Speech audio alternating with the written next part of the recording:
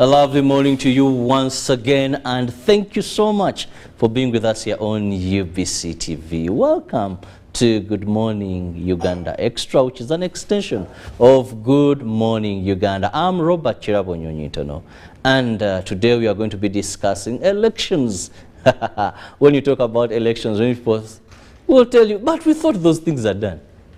14th January last year, we thought those things are done, dusted, the president swore in, but many think it's a by-election. No. Today we are going to be discussing that is Women Council and committee elections. These ones are due actually between 23rd and 24th of August. Their tenure could be somehow expiring. And joining me on set is the man most of the times I refer to elections, because most of the times he's either answering queries regarding elections or he's telling us what is going to happen in a planned election or talking about their budget, something like that. So I refer to him as Karulu whenever I see him. Now where are we having it, or what are you planning to have? And that is none other than Paul Bukenya, the spokesperson of the Electoral Commission of Uganda. Paul, good morning. Good morning, Mwam Chirabo, and good morning to our viewers. And thanks for the interesting introduction, Mr. Kalulu. Mr. Kalulu, I don't know today. Now, just as we think we are done, of course, now there's another term that is going to expire. Sure. And, but just to throw more light, help us understand, when we talk about women councils and committees elections, people will wonder, we had LOC elections, we had these Secretary for Women Affairs. We went to Parliament, every district has a woman member of Parliament. Now, what is this? What are these elections? Which tenure, when you look at when they were first elected, is only 4 years. The others have 5 years. Throw more light. Yeah, thank you for that, yes. Elections are now part of our, governance system in Uganda. It's the way we determine leaders at various levels within the laws of Uganda and the administrative structures of Uganda. So we have, for that matter, a permanent electoral commission. So as and when there is an elective position or a category of elections or a category of people that need to be represented, we organize elections for that group. So elections are actually constant. We have general elections which are held at the end of a 5-year, at the end of a term of office, and the term of office for president, parliamentary, and local governments is 5 years. So for that matter, we call that general elections, where we hold elections for all those offices because their tenure, their term of office expires after 5 years. But there are also by-elections, which are elections that are organized to fill a position which has become vacant as a result of death of the elected representative or a court order nullifying the results of the previous election. Like yesterday we saw two kicked out. Yeah, two by-elections coming up, or a resignation. So, or it could be, like in this case what we're discussing, that a certain category or special interest group is going to have their elections outside the general elections program. And that's what we have for now. So women councils and committees are established by law of Uganda.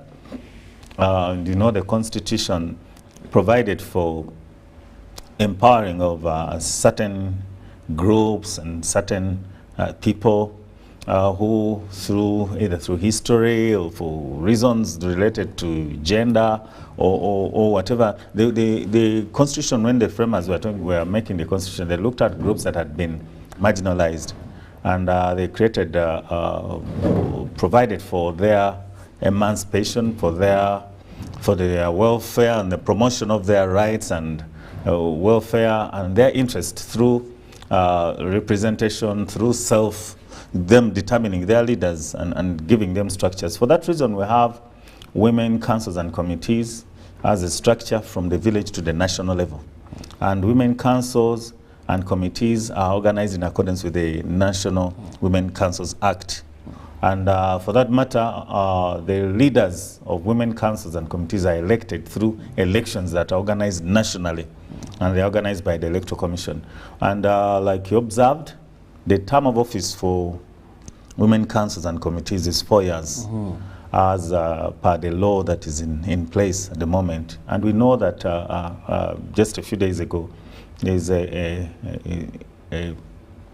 minister issued a statutory instrument, or at least presented an amendment to that to align it with 5 years. But as it is, the last elections were held in 2018, and by August 2022, the 4-year term will have elapsed. And for that reason, we're organizing elections for women councils and committees from the village level up to the national level to elect leaders who will manage affairs of women from the village level, parish level, sub-county, to the district, and then the national level. Those are the elections that we are organizing right now. Well, now, having known the category of elections that you're organizing, one wants to know, what is the program going to be like? Yeah. What are the activities that are going to be carried out?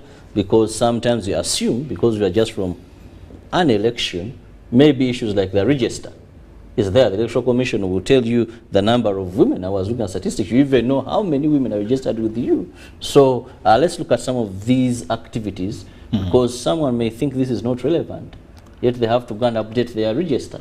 Simply saying, but I've just voted. Yeah, what don't they have? Yeah, sure. It is true that these elections are organized through a structured electoral process. The women will not just come together and choose leaders without going through processes, because eventually they become leaders, they become accountable to the people they lead. They even participate in development, and they access development facilities and programs that are organized by government, as well as other maybe development partners. So they are such a critical or leadership level that they go through the electoral process just like others. So for that matter, we have a comprehensive roadmap, which involves, first of all, compilation of a register. While we know the number of women who registered for general elections being 9.5 million for 2020-2021, we are not using the National Voters Register for purposes of the Women Councils and Committees elections. We are compiling a register for them. And the reason we are doing that is because the law that governs their election uses the village as the basis for a representation. So we are registering women because we are starting with village committees. And for each village, there is a committee that is elected by the council, and the council comprises of women of 18 years and above who are resident in that village, who have come out and presented themselves as willing to participate in the elections. So by law, we are required to compile a register which is based on the village. The National Voters Register is based at the parish. And it is based at the parish. What we mean by this is that we are here now. We are in Nakasero Parish. And Radio Uganda Village, this is Radio Uganda Village, UBC Village, is our village, let's say that. If I'm registering for purposes of a National Voters Register, the law says you can register within a parish where you originate from or where you reside. So I can say my residence is Radio Uganda Village. And when you're registered for the National Voters Register, you can be placed at any polling station within Nakasero Parish. Because Radio Uganda Village may not necessarily be a polling station. Under these elections, every village is a polling station. And every village has its own register because it's about residence. Okay? So the register is based on residence. If you're a resident in Radio Uganda Village, we are going to compile a register for Radio Uganda Village. And all those who present themselves and they are registered for purposes of these elections will form the council for Radio Uganda Village. And when we come to elections, to nomination, we will nominate from those members. And when we come to polling, these are the people who will vote for the leadership, the 5 positions that we have at this level. So basically, in summary, that's why we are not using the National Voters Register. The law governing this election provides for a separate register, which is based at the village. Now, let's look at the program. You've told us what you're going to be doing. But when and, you know, because dates matter, or you've not yet set them. Yeah, no, we set up the dates, and we are going to conduct the activities starting with compilation of the village women residents register on 10th of June up to the 13th of June. So 10th is this Friday through 10th, that is Friday, Saturday, Sunday, and Monday. 4 days to register women who are willing to participate in these elections. So the ladies out there that are watching us, please, at your village, be part of this decision making. Go and get registered. Friday is not very far from here, so that you now don't have these issues. I voted from this polling station that just concluded elections. Now how do you tell me my name is not in the register? You know, ignorance is very interesting sometimes. You know, and that can cause commotion at a polling station. It does. It is one of the reasons. Her name is not in the register, but she voted from here. She's our leader. She's the Secretary for Women Affairs. How would you tell us that she's not in the register now? This is rigging, and then commotion, tear gas. That's where the chaos can start from. And actually, like what you said, we want to encourage women who are citizens of Uganda, who are 18 years and above, to turn up and register in the register books that we have provided for purposes of this election. Because if you're not registered at the village level, you cannot participate in the women councils and committees elections. And Mr. Chirabo, this is why we get a challenge sometimes, and I want to reach out to the women here. Someone is a woman and is a leader and is has interest, wants to promote women interest. And right now, they have heard about this program, but they are busy. They say, I'm busy. And she does not participate in the registration. We start the exercise, and when we get to the sub-county level, she says, oh, I want to join the Women Council committee. Or I want to go to the national level. Or they tell her, please, you go and represent us. Or even to the National Women Council at the top. You cannot join the process if you're not registered at the village level. You cannot join the process if you're not registered at the village level. In the same way, you cannot join the process when it has progressed from the village and gone to the parish and you've not been elected. For example, this is what we mean. You want to be a leader maybe at district level of the women, and you need to start at the village. So that you're elected. So that you go through the village. When the parish elections are conducted, you work hard and you pass through, and you go to the sub-county, and then you progress to the district, and then you can come as a delegate to the National Council, National Delegates Conference, which will be in August, so that you can contest for that. But what we've seen in the past, people will say, like you said, but I'm a leader. I'm even your chief mobilizer. I'm even the one who has brought projects for women in this village. I have women I'm even the one who started this organization that is promoting women interest and welfare. And the worst being that there is a polling station where this person once voted, either in a by-election, in any election, even just the recent general elections. So they believe because they're in the other register and they voted on that polling station, automatically you have them in your records. No. And they are mandated, and you know they don't see any excuse to that. So I think this is where I have to emphasize that for you to be part, please, first thing is go and get registered in the village. And Paul emphasized that this is a village register. When they are when voting comes and they are looking for names, don't mention certain things like, check my name, it was there last time. If you don't register, for now the exercise that is happening beginning Friday, then I think you're doomed and you may not participate. You're completely out. So that is beginning Friday. So beginning Friday, we have sent out a team. We have a total of 71,255 villages. 71,255 villages where we've sent our teams to do the registration. We've sent them with our books, registration books, register books, which are marked Electoral Commission. They are serialized. They are our books. We don't want anyone else to come and register women as a parallel structure. And we're sending our officials, and they will conduct this exercise in your village. And after that, we will display the lists that we have compiled. We will display them within the villages. so that we confirm that the people who are there are actual residents of the village. From the 23rd to the 24th of June, we'll display them. Then from the people who have been registered at each village, we will conduct a nomination for candidates to contest for 5 elective positions at the village level. The nominations will be conducted on the 27th of June, from the 27th of June up to the 1st of July. And the 5 positions being the chairperson, the deputy chairperson, the secretary, the publicity secretary, and the secretary for finance. Those are the positions which we are going to fill at the village level. And we are saying that the nominations will be on the 27th of June through the 27th up to the 1st of July. And the nominations will be at the sub-county headquarters. That's a very key activity. And then they will, of course, campaign within our village for 3 days, from the 4th, 5th, and 6th of July. And the elections at the village will be held on the 7th of July across the country.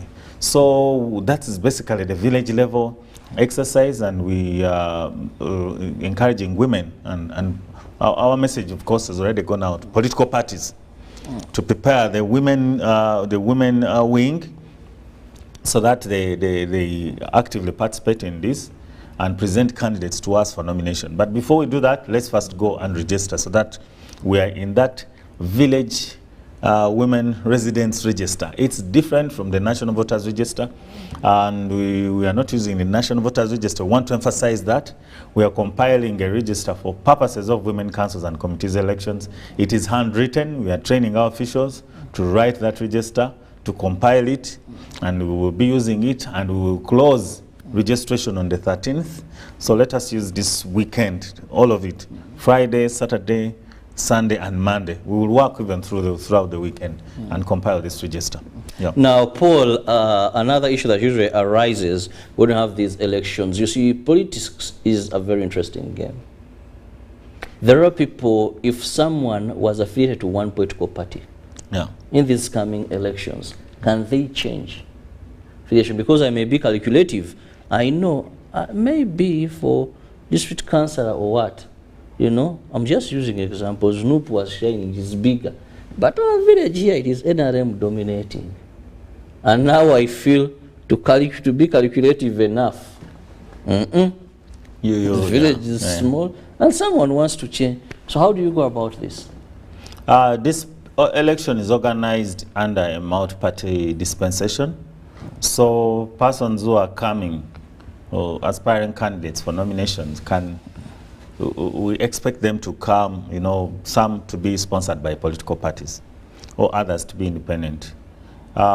It is a progressive election.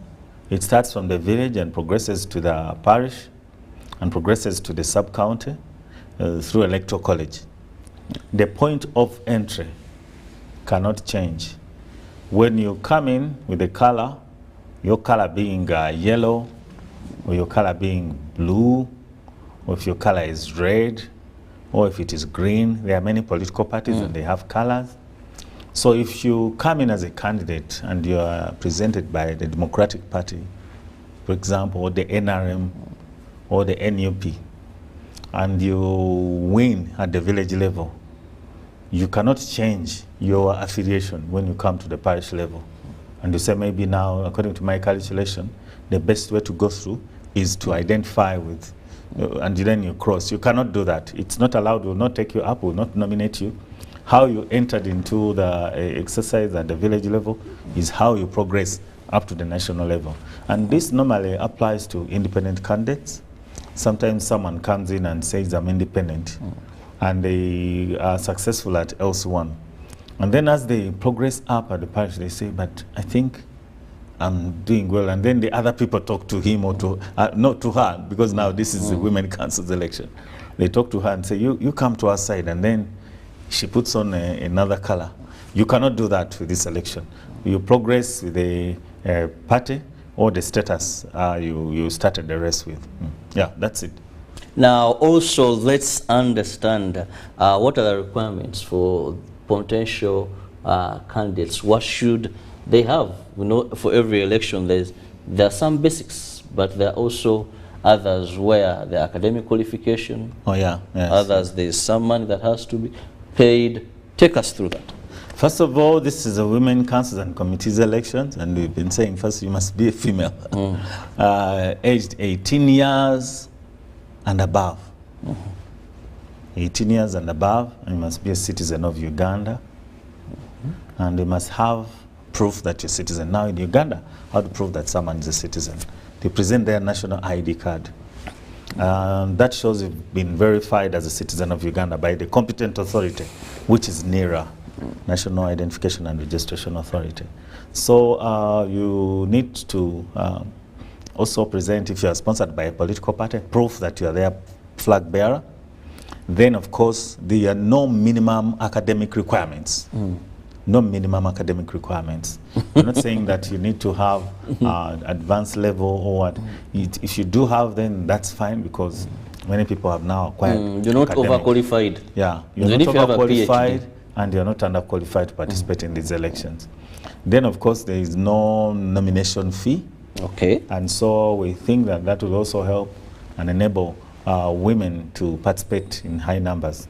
So you must be supported. You have someone who supports, and we have a nomination form where you put your details of the person supporting your nomination. You must be registered on our village residence register, village women residence register. If you're not registered on that register, definitely you cannot be nominated. And then, of course, the other requirement is for you to present yourself at the sub-county headquarters. So that's where you pick the nomination? That's why we are doing the nomination form. We've sent out copies of nomination forms, and they are free of charge. Nomination forms are free of charge. They will be brought up to the sub-counties. They're also at the district level. We've also given them to political parties. We've made political parties because political parties present candidates to us. We've issued out to make sure that political parties access this so that they mobilize and present candidates to us for this exercise. So that's what is required for nomination. That's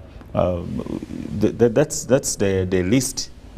And if you satisfy those requirements, we'll declare you nominated a candidate at the village level on that day. But of course, we will also progress through the other levels at the parish, sub-county, district, and the national. Yes. Now the good thing is they know where to pick the forms. Something very important here. Let's also understand what is going to be the method of voting. Are we going to line up? Is it going to be ballot paper, ballot boxes? Yeah. Because for general elections, it was ballot box, secret ballot. It came to LC, remember that lining in the back. Well, you know, your line is now reducing, people are shifting. So what is, this time, how are we going to conduct this election? Yeah, these elections are going to be, the mode for the elections will be, of course, electoral college. First of all, that means only members of the college. Because now when you become the council are those people who registered and expressed willingness to participate in the elections. And now they are registered. So that forms the council. You are the members at the village. And the electoral college method, that means that just because you are a woman who is resident on the village, you don't just come and join the line. You must have been registered. And it will be by lining up behind the candidate of choice. The positions I've already talked about. Chairperson, vice chairperson, the secretary, a secretary for finance, and the publicity secretary. We're going to have elections by lining up. That's the mode. And yeah, we will be able to do that. We have done that with LC1 elections. They were, of course, like you've probably also expressed yourself, maybe some reservations, will it work out well? We had similar challenges or rather perceptions when we were organizing LC1 in 2018, if you remember. But eventually, LC1 elections were held using the lining up method. And they were very transparent. Some places had issues, but we largely across the country were able to fill the positions for LC1s, and that's why they are functional LC1s committees right now. So if we believe and work together, we can achieve a good exercise by lining up behind candidates of our choice. Viewers, we are still looking at that is the Women Council committees, elections that are now underway, meaning that beginning Friday, the program for these elections will be commencing by you ensuring if you're a woman above 18, I think above 18 you are a woman, please go to your village and get registered. The Electoral Commission officials are going to be there if you're going to participate in these elections. Of course, anyone in the democratic system of our country, voting is not compulsory. It is your right. It is your right to practice in the leadership of, or in the process of selecting or choosing leaders that are going to be part of the leadership. Now for here, it is your right, and please exercise your constitutional right to choose a leader for yourself when it comes to the women councils. I'm still the spokesperson of the Electoral Commission, that is Paul Bukenya, and is giving us an insight of what the process is going to be, and of course what you need to know as a person who is going to engage in this. Now, Paul, in case someone has a position, of course, we are speaking about ladies here, and they already have a position on the local council. What happens? Because I witnessed this when we had it's LC3. Someone has been already, someone was the chairman of the village. Now he wants to go maybe to become a councillor recently, the general elections. So people are asking now, chairman, do you still remain the chairperson here? Does your vice become the chairperson? You know, what happens? Are you allowed to contest? This one could be secretary for environment under LC1. She's a secretary for environment. Or publicity secretary. And now, still on the same, what happens? Of course, and the local government, when you want to contest for another position, you have to leave this position which you're holding, so that you one of the reasons why we have leadership at the local level is to enable leaders to grow, to develop at various levels. So you cannot occupy two offices. You cannot occupy two offices. You have to leave one office and then go and contest for another. And the chairperson of the women councils, the women council executive committee at the village level automatically becomes the secretary for women affairs on LC1 committee. So you wouldn't want to do that. Of course, it has been discussed among women activists that now that this term is 4 years, how are we going to do it? Because some of us are continuing at the other level. And we're saying that to participate in this election, you have to leave the other position and come and contest for this one. So it is what happens. You can't occupy two offices, even if they are not full-time offices, because the purpose for leadership at grassroots level is to develop leaders, and you need to give opportunity to other people to do that. Yes. So supposing someone doesn't go through yet, does he then reclaim?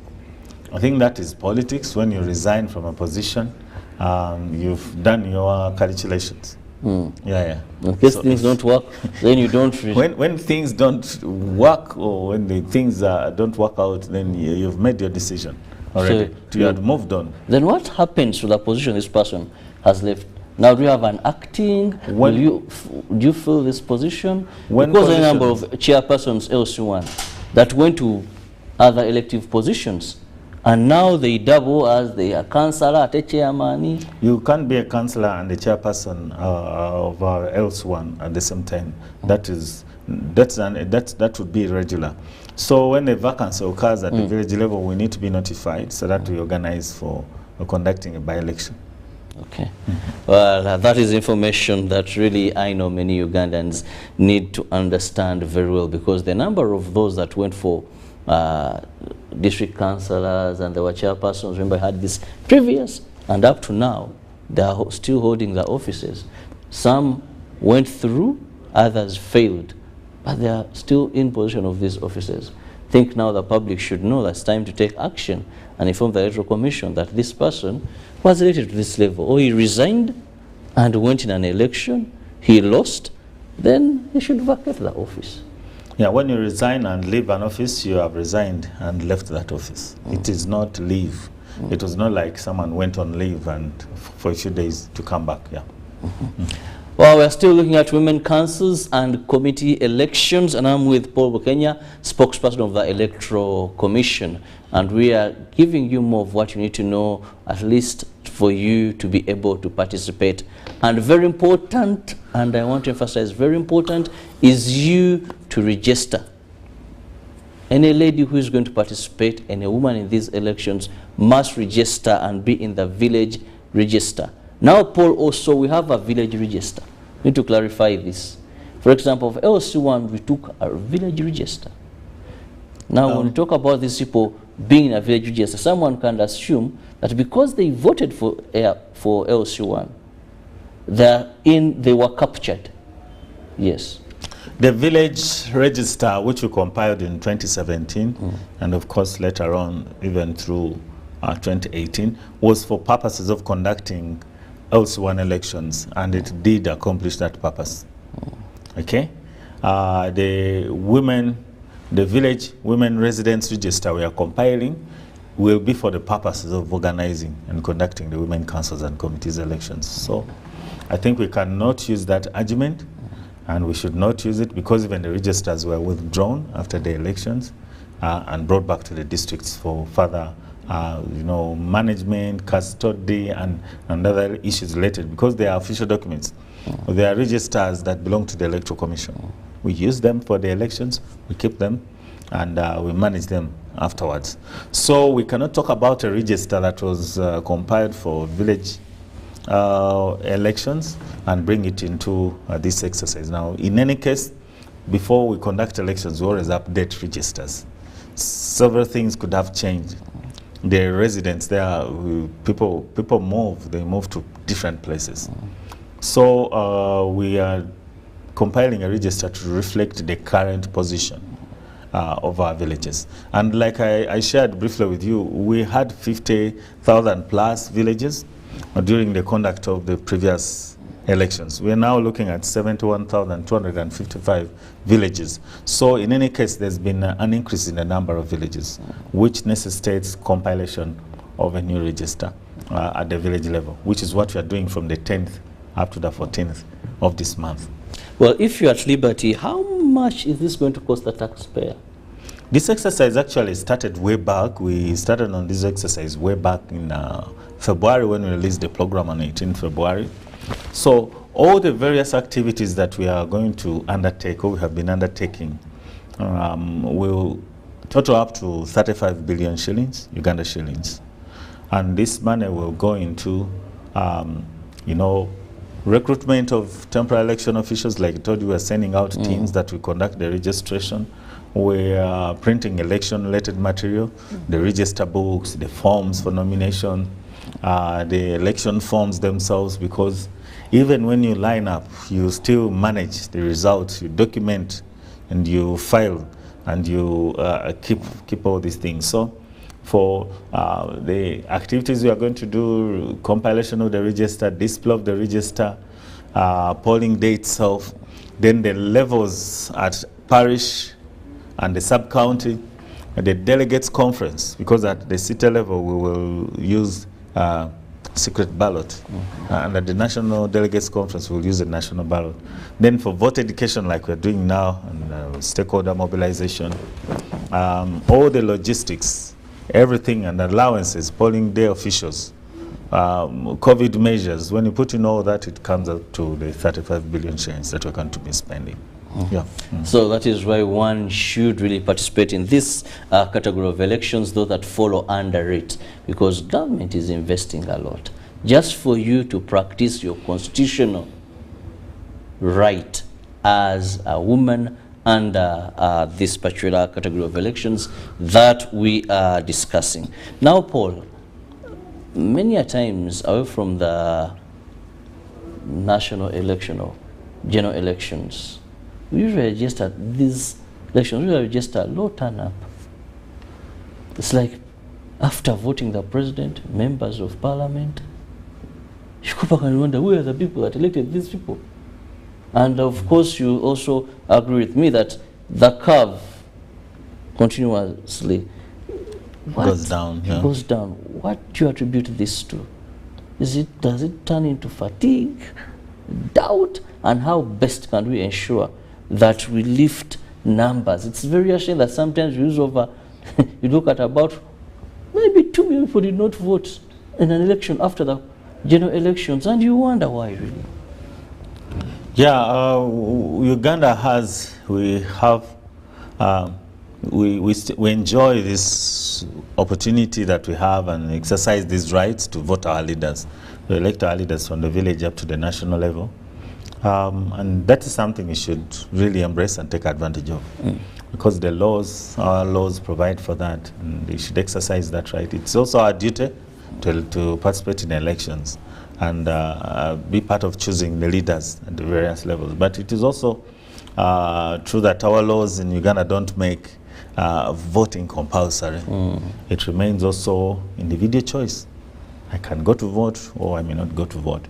So there are probably many reasons why people decide not to vote.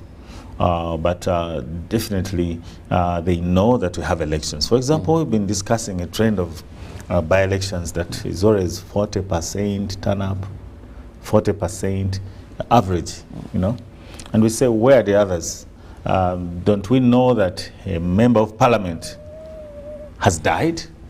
We know. Don't we know that a court has withdrawn the, rather nullified the result of the elections? We know.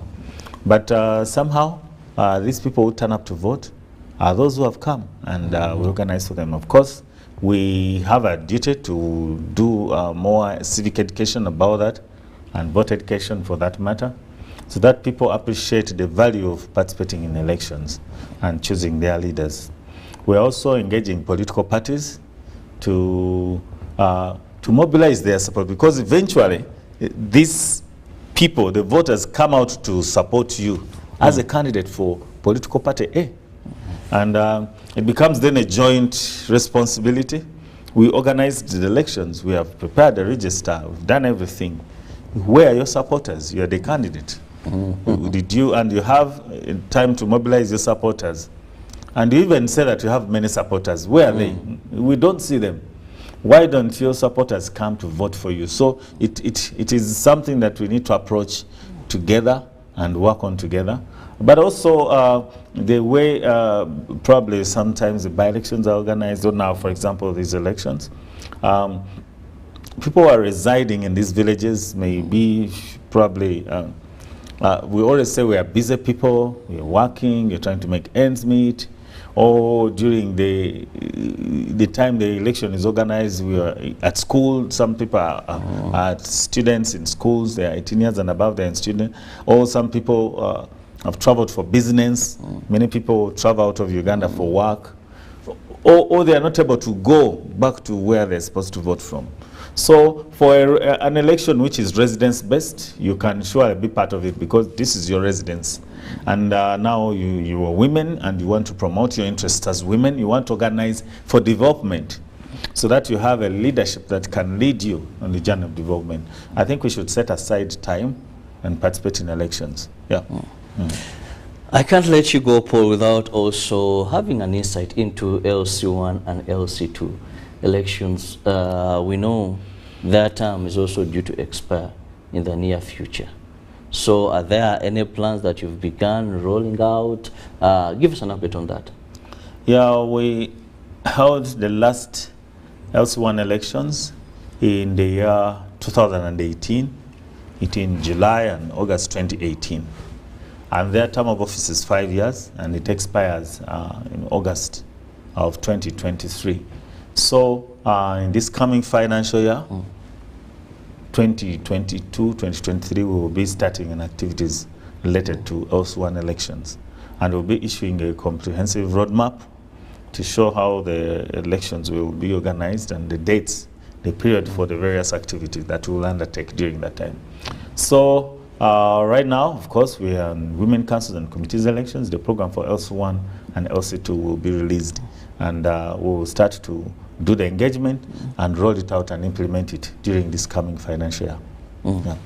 Then also let's look at by-elections. We had the Soroti municipality, that is city by-elections.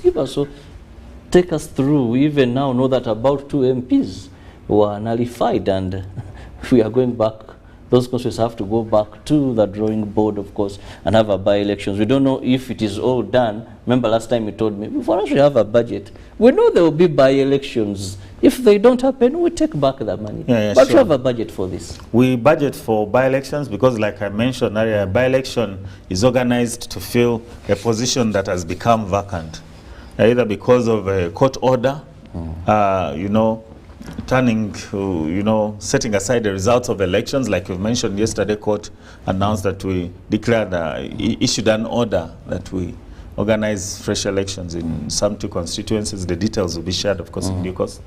But it can also arise because a vacancy can occur because the elected member has died or they have resigned, which is why in our planning we always put their provision for by-elections. You never know the cause for the by-election. It could be one of those 3.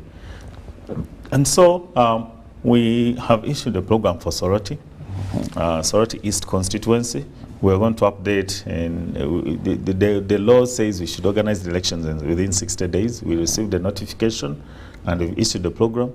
We're going to conduct an update of the National Voters Register from the 10th, which is Friday, up to the 14th of June. I know the parishes, the wards that we have in Soroti East constituency. There are 13 wards or parishes in Soroti, and we're going to take teams there for that period for 5 days, 10th up to the 14th of June. And then, of course, we will also have a display of the National Voters Register from the 27th of June to the 6th of July. And we have 63 polling stations. So we will take the register back so that the voters look at it and help us to clean it up, ensure that only eligible persons are on the register. We'll have nominations on 18th and 19th of July, of July, and then we will have the campaigns for a period of 5 days, from the 21st to the 26th of July, and the elections will be conducted on the 28th of July this year. So the program for Soroti is out. We have sent it out to political parties so that they follow it and they prepare for nomination of candidates. Yeah.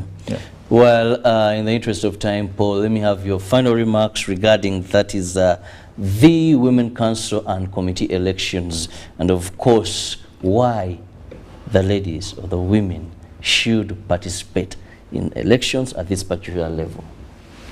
The Women Councils and Committees elections are here, and we want to appeal to women of 18 years and above to turn up at centers that are going to be announced within their villages, where our compilation officials are going to register their particulars and compile a register for purposes of the elections. This election is very important because it provides opportunity for women to have organized leadership, and which is also elected democratically, and which leadership is critical in promoting the welfare and the interests of women at the village level, and also as a center for growing and developing as women. So it's a very, very important exercise. You need to take it seriously and participate in it. Village, or rather women councils and committees have have helped us to groom many women leaders in the country.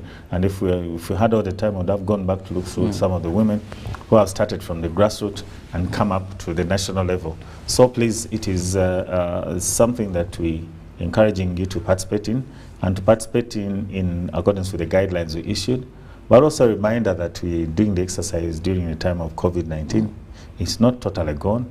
Actually, it's still here, and the ministry has even issued a warning. So that means the campaigns and everything, we are going to observe the standard operating procedures. Observe these SOPs. We're coming to a place where there are many people, so please put on your mask and social distance, hand wash, and help to prevent the spread of COVID-19 during this exercise. Otherwise, we wish you, the women, a successful exercise, knowing that we'll work together, and women are very peaceful, they are understanding and considerate people. We believe that we'll work closely with them and achieve peaceful electoral processes. Yes. Before I let you go, Chitaka Mayanja sent in a message that is from Chiwoga. He said, Paul should clarify the people that sell these forms. Nomination forms. No. I don't know if you've received that information. Our forms are free of charge. We printed them. You asked me about the cost of this election, and one of the issues I told you is that one of the cost drivers, one of the areas where money has gone is printing of these forms, and the forms are free of charge. If someone is selling those forms, I think, of course, definitely that is wrong, and you can bring that to the attention of police so that that is stopped. Yeah. Okay. Well, thank you so much, Paul Bukenya. That is the spokesperson of the Electoral Commission, for the time giving us an insight into these elections. Women, we urge you, please, beginning Friday, go to that area where Electoral Commission official is at village. So it means you can't fail to know within your village. And I think some of these areas have predominantly, we know that every time there's anything to do with the registration, the Electoral Commission uses this particular spot. Go and get registered. All you need is your national ID so that you can participate in these elections. Once you're not registered at village level for these elections, never get excited later on and you ask and you feel you want to contest, you want to be part. Because remember, these elections are moved from one level to another. The progress. They are progressive elections in nature. So it is important that your name is there, you participate in the entire process, that even when opportunity strikes later on and your colleagues cheer you, no, you go contest. You're not left out simply because you did not participate. It reminds me of that Bible story of those that used their fuel, and when the brides and bridemen came, they wanted now to join the celebration, but they didn't have anything. So do not be like those girls that the Bible talks about. Go and get registered. The starting day is Friday. God bless you.